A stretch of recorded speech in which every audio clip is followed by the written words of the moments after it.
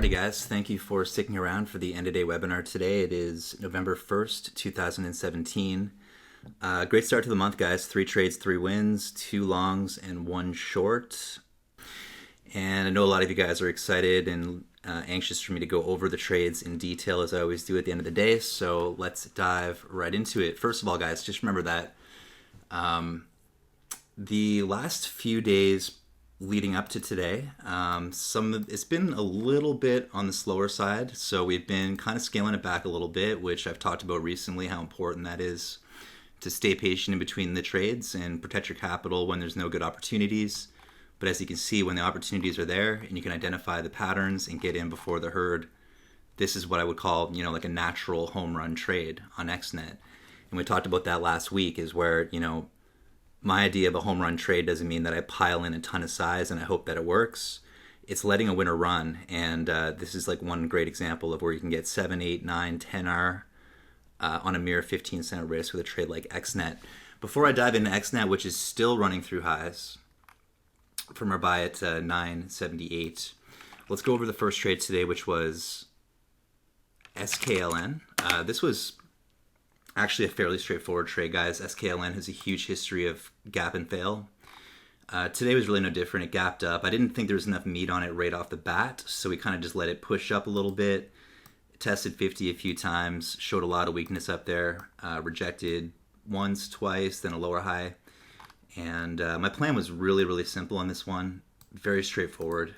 Zero pain in this trade. I just waited for 35 to snap. Is basically just saying, look guys, if those 35s go, I'm hopping in short.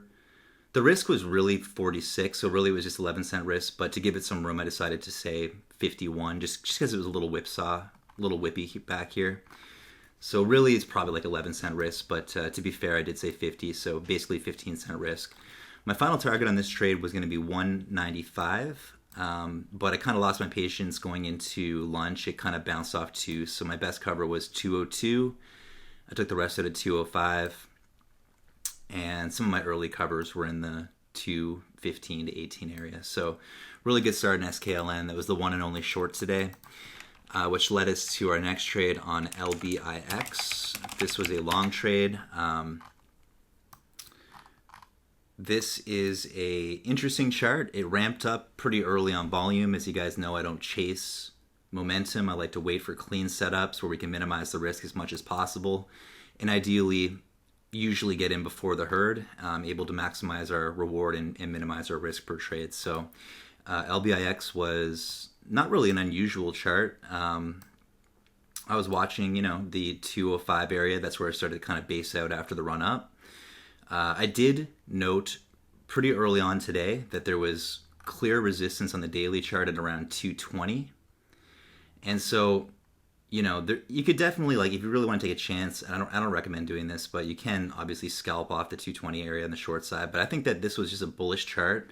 There wasn't enough real context for me to think it was a good short over 2. Same thing with remember the other day, and I forget the trade now, but there was one that just didn't seem like the risk reward was there, and then it ended up squeezing. This is the same thing.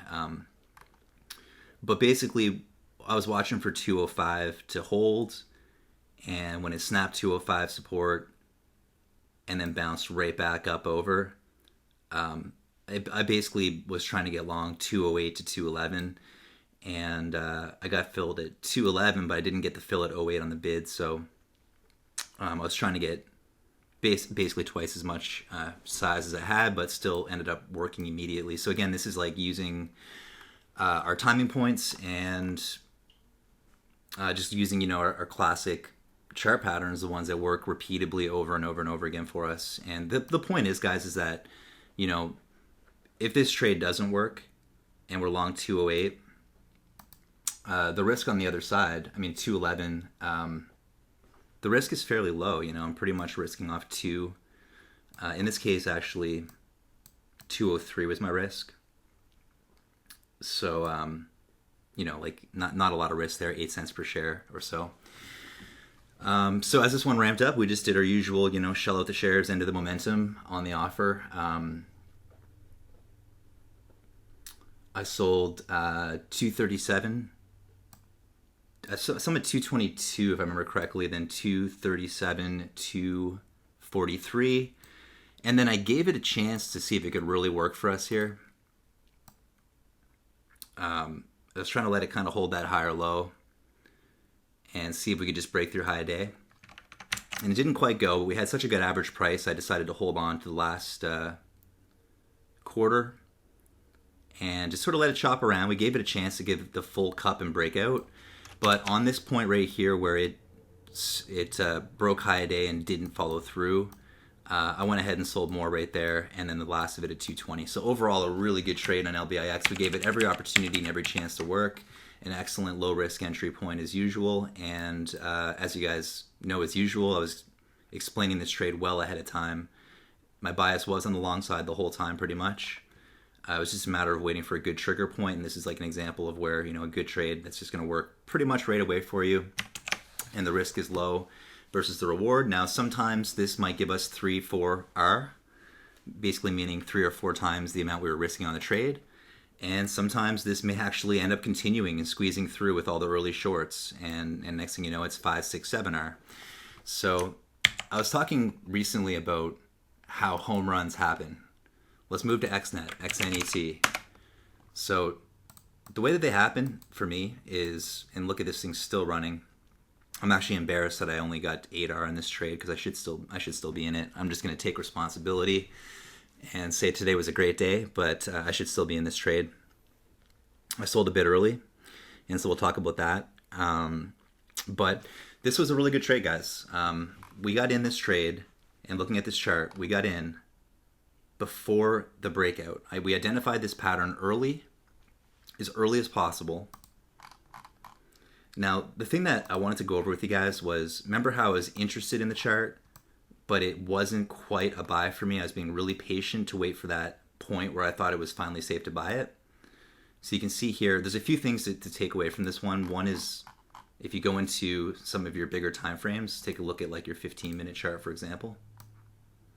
And because of this extra weight on the new candles there, it's a little harder to see the pattern, but if I pull it back like this, here we go. Nice little cup on the 15-minute chart. A lot of people on Twitter, for example, and on social media, we're talking about being bearish this chart. At the end of the day, it's the chart's going to tell you what to do.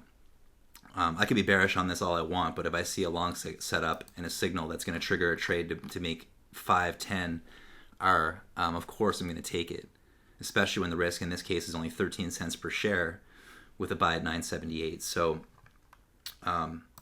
let's go into the chart. And again, this was a kind of a tricky one because I feel like if you were too antsy and got in too early, there was a lot of times you could have got shaken out here.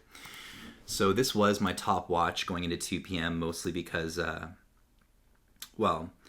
it was one of the few charts that actually looked really good. And I like how this chart kind of came up and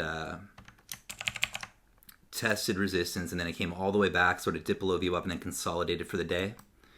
It's kind of a pattern that I typically look for. And then we started to finally hold higher lows over 70. And in hindsight, it's easy to look at it and say, well, yeah, but you know what? It wasn't that easy. There was temptation to buy it in here, which I curbed because I just didn't feel like that was the time to do it. And then it washed, and then it looked like it was going to go again, and it just wasn't ready there quite yet. And then it tried 80, and those that bought 80 may have gotten flushed here. But just as it started to hold, you can barely see it, but just as it started to hold that higher low rate in here is where I bought it. 78, risk was 965 max. And it just exploded. I mean, it took a few minutes for it to get going. And the thing that I love about this trade was when I bought the stock, guys, it didn't just explode right away. It wasn't me that caused that move. We were in 5-10 minutes before this even broke out. There was a huge hidden seller at 78, so we took the trade. We had plenty of time to explain it, identify the amount of risk involved with the 13 cent per share risk, understand the reward involved on the other side of the trade. This is an explosive move for a lot of reasons. I mean, for one, the daily chart had broken out from yesterday's high.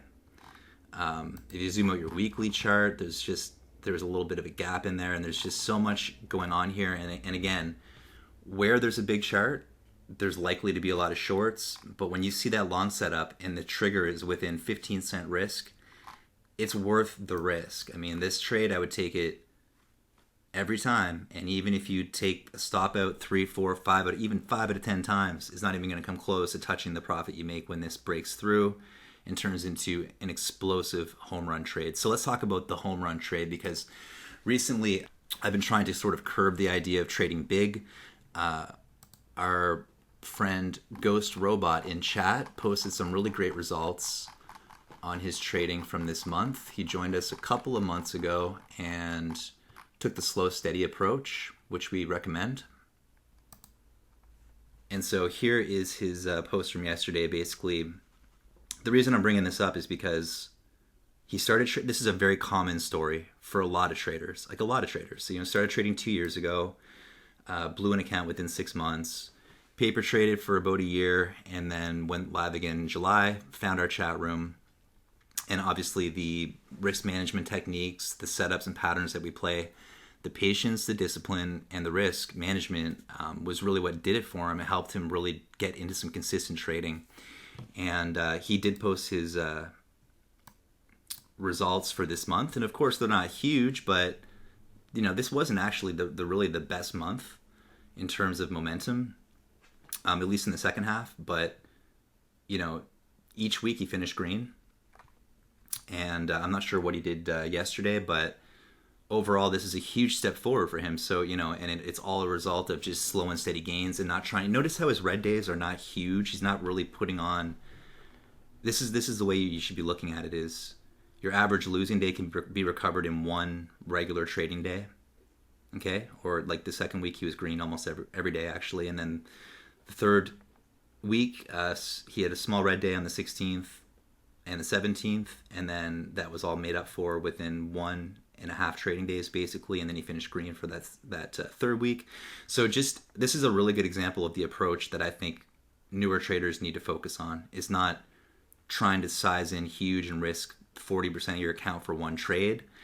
It's really more about learning how to play patterns that are repeatable, that work over and over again, understanding when it makes sense to put money in a trade and how much you're willing to risk, really being careful and logical about where you take trades and why. And so I think that, guys, probably there's one thing you can take away from the trading the last week or so. It's patience and discipline and good risk management. So no trades go beyond our stops. All of our trades are timed in a way that we're risking 10 to 15 cents a share, usually no more than 20. And then just waiting for the repeatable patterns to show up that we can play and profit on. So really the hardest part is just that for a lot of people is just having the discipline to do it, to wait.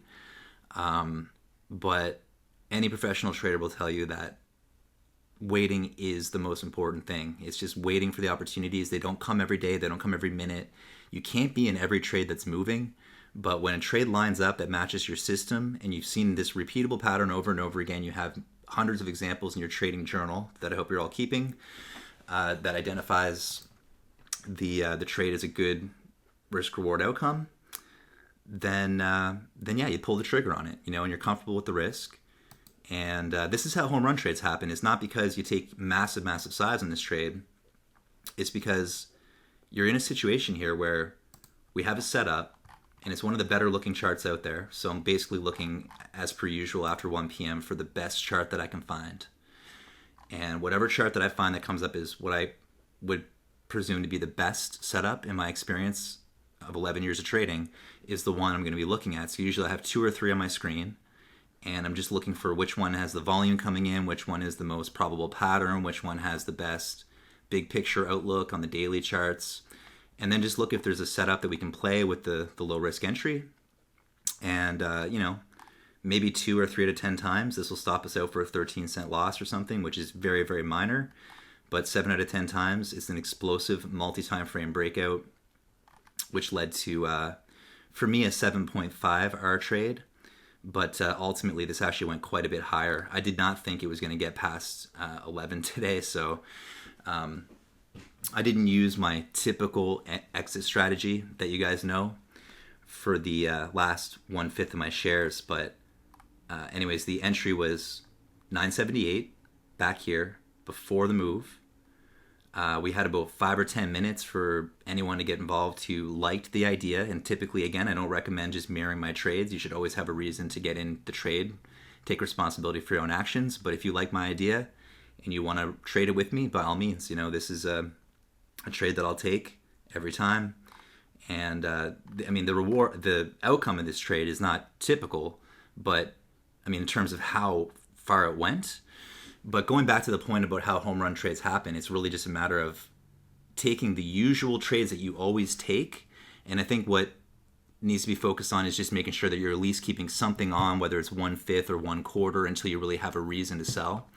And there was a little short-term 1-minute reversal signal on this one back at 68, and that's my last sell on this was 68 for a 90-cent gain on 13-cent risk, which is about 7.5 R. But if you were watching the 5-minute chart, it didn't have a reversal on the 5-minute at all. I was a little bit early out on this one because, again, I thought it was late in the day, and I didn't really think this was going to follow through anymore. Now, again, if I'm following my system to a T, the one that I laid out for you guys, the one that you can learn about from our free video lesson on the website for our members, if you follow that strategy, you are still in this trade right into the close.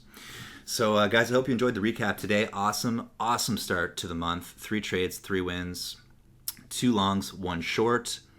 Hopefully this market momentum continues. But to take away from today, guys, remember, patience, waiting for the right setups, maximizing the reward. Sorry about the cat in the background. All right, guys, have a great evening. And I'm going to stick around and answer any questions in more detail that you guys have.